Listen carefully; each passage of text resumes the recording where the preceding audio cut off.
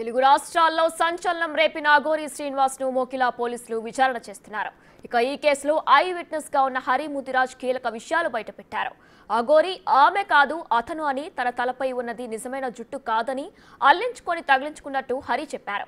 శ్రీవర్షిని చెప్పినట్టు అఘోరి శాకాహారి కాదని, మాంసాహారి అని, రోజు చికెన్ మద్యం లేకుండా ఉండలేడని కూడా బయటపెట్టారు.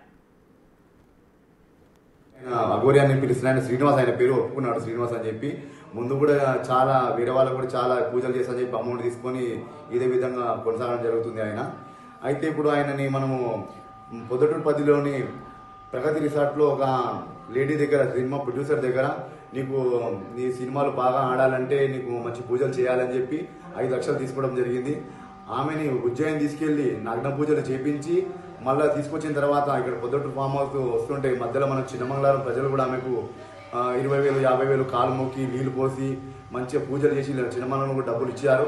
ఇచ్చిన తర్వాత 2 లక్షల దాకా ఇచ్చారు.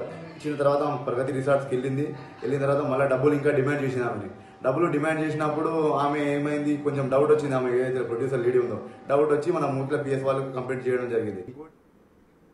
ప్రత్యేక పూజలు చేస్తే సినిమాలు బాగా ఆడతాయని ఓ లేడీ ప్రొడ్యూసర్ ని నమ్మించి ఉజ్జయినిలో పూజలు చేయించినట్లు హరి తెలిపారు.